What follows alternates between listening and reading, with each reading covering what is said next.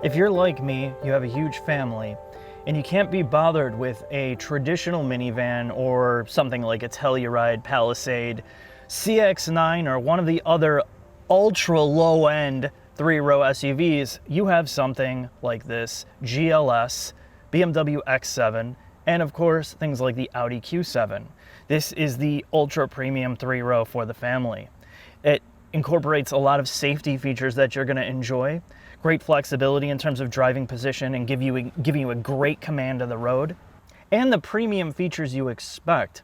Things like paying for painted wheel arches, ambient lighting, panoramic sunroofs. Let's talk about that. It starts somewhere in the upper 70s, and then you can go deep into the $100,000 range, depending on your budget. So at this around $90,000 price tag, you look at what you get. There's some good things about it. One, this is the older Mercedes interior design, so it is less reliant on touch gimmicks. The center console has physical buttons for many of your frequently used items, so it's not a completely frustrating experience. While there is a lot of hard and textured plastics in here, it makes sense in some regards if you're using this as that family hauler, because it's not going to get all disgusting. You're not going to destroy the leather like on some of the upper trim BMWs that's all over the place, or it looks horrible. So there's this sense of quality and durability here, while it doesn't have an enormous wow factor. The technology is kind of updated, but yet last generation in terms of infotainment. You still have the BlackBerry controls here, which I find very usable given my driving position. As you can see, there's a couple home buttons, and there's some really cool things that the gauge cluster will do. You can swipe left and swipe right. Very similar to some of my favorite dating apps that I don't use now that I've been married 17 times. Now, the storage and some of the matte textures in here that you can option out, obviously. The wood looks authentic, it looks good. There's not glossy surfaces everywhere, and overall, that's my takeaway from this interior space. Door storage pockets are amazing. You can fit just huge bottles in here, and even Jack, he has this water bottle that would literally kill somebody if it flew over 3 miles an hour and hit them, so that'll fit in the door. There's other things in the back in terms of the comfort factor of the rear seats have great adjustability, although I would say the low light of this interior is definitely seat design. It's not as good as what Audi and BMW are doing in this price category. It feels something definitely more medium tier, to be honest. But again, you can price this well above that if that's a concern of yours. The overall comfort and capacity of this SUV is a little bit on the smaller side for a three-row, and that's because of the way that the rear hatch is designed. Unlike the XC90 that's more squared off, which I constantly talk about, you have that slope, so it looks good on the outside. It definitely has a presence, but you sacrifice your storage capacity with that third row up. With the third row down, it's still smaller than what you get in the X7, but on par, pretty close to on par with the Q7. So what else do you want to know? This Burmester audio system is definitely a bit more average. It takes some EQ adjustment to kind of get it where you want it, but it's not as good as the full-blown 3D version. So if you're an audiophile, you definitely want to check that out, and we'll put up the graphs to kind of clarify that for you. In terms of all the other features, again, as a premium product, you're not getting a lot out of the box. You have to option it the way you want, and I think that's a great time to go in the shop, and Jack's going to talk about some of the mechanical things that make this special. I'm glad I took my blood pressure medication today, Jack. Why, Mark? This thing has just got me having some palpitations under here. I see a lot of vehicle under here, Jack, and this is American. Yes, it's built in the most American part of America. That is Alabama.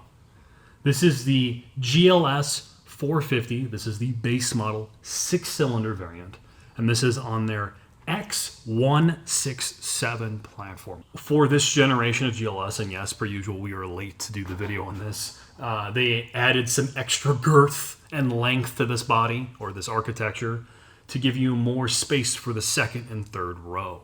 This is their most expensive three-row SUV that they sell, other than like the G-Wagon, which isn't that's not not the same. And it's supposed to be a luxury car. And if you look at it, it has double wishbone front, multi-link rear. It looks Everything expensive. is aluminum. It does look expensive. I mean, even the thought given to you see the sway bar end links, they're easy to get off. They're not going to seize up. Things like the placement of the accumulator in the back, which you would easily, dismiss as part of the exhaust. but it's low.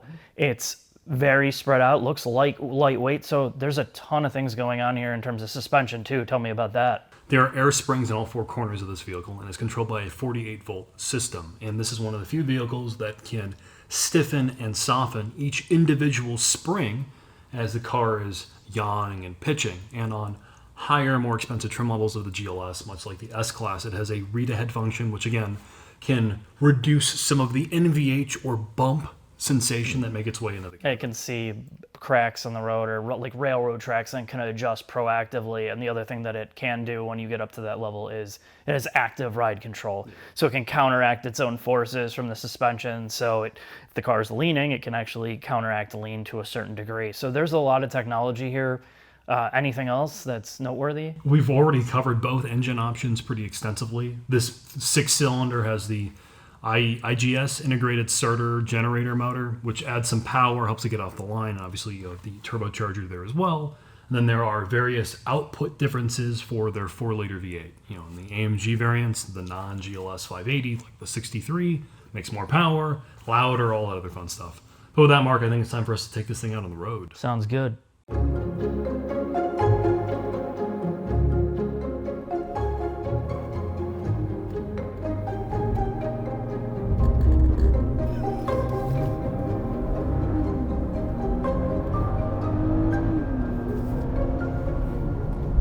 Mark, we're in the GLS 450 with a 6-cylinder. It's got more than enough gumption for a family man like myself. When I first picked this up at the dealership, my daughter's like, "Dad, are we gonna have fun?" And I said, "Yeah, we're having fun right now. We're paying $85,000. You mean $94,000? Well, yeah, that's true. Once I added on all these luxury features. And let's talk about it, Jack. What are families and what are people that are gonna buy this want to know about it? They want to know how it competes against the BMW X7, the Cadillac Escalade, the LX from Lexus, and some other giant 3-rows, maybe like the SQ8 or Q7. You own an X7, Mark. Yeah, I do. How does this compare? I mean, you know, there's similarities. You can tell that they probably look at what each and every single one of them is doing to try to match that or exceed it. This feels a little bit more soft. The inputs are slowed down quite a bit compared to the X7. At least, of course, I have the M50i because I like the big bad performance model, you know, because there's nothing that says performance like a 7,000 pound or whatever it is, 3-row SUV. But honestly, I like that this feels like a more normal driving experience. It's not edgy. The steering's not hyper accelerated. The throttle inputs are smooth. The brake pedal feels pretty good. And I love the steering. I mean, you could just see how I can finesse this steering wheel, you know, to get it in the position that I like with minimal effort.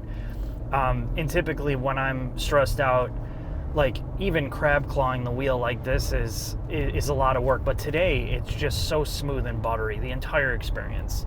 Well, Mark, I mean, I'm glad that they clearly consulted Lewis Hamilton when they were doing the handling of this 3-row, several thousand-pound SUV. I don't know what it is. The last couple bed mates that I've had, they're all like in the 4-foot tall range. So I find that once the seat breaks in here like it has for me, I'm stuck in their driving position. And I feel very safe. I will say there's a great command of the road being this high. I suggest everybody try it. Just try not to get the airbags involved. That's my only warning. So a moment of seriousness through this. I think, you know, if you're comparing this to the 6-cylinder X7, that's still what BMW does better than this. We always bring this up, but it's the truth. The B58 is still probably the de facto premium. Engine and transmission. If you're looking for the 6-cylinder and even like a little bit more sharpness, for sure. Yeah, this is still good though. I mean, it returns some fuel economy.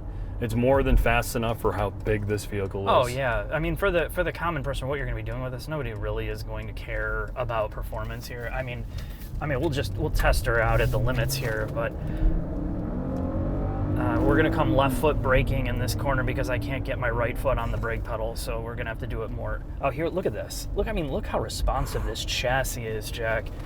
I mean, I honestly, just to be straight, I think I like this a lot. I like the fact that the outside matches the inside, and it has a very understated factor of luxury to it. There's nothing that's shouty about it, and it's just a car you turn your brain off and you drive, and most of the stuff works pretty well. Yeah, if you were going to be the person that could afford a $90,000 depreciating asset like this, you probably don't. You just want it to be comfortable and quiet, and that's what this does very well. Yeah, for sure.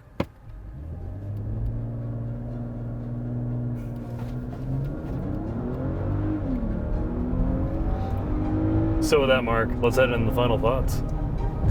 You're gonna head in the final thoughts. I got nothing else to say. I'm buying 2 of them. Kathy and my X7.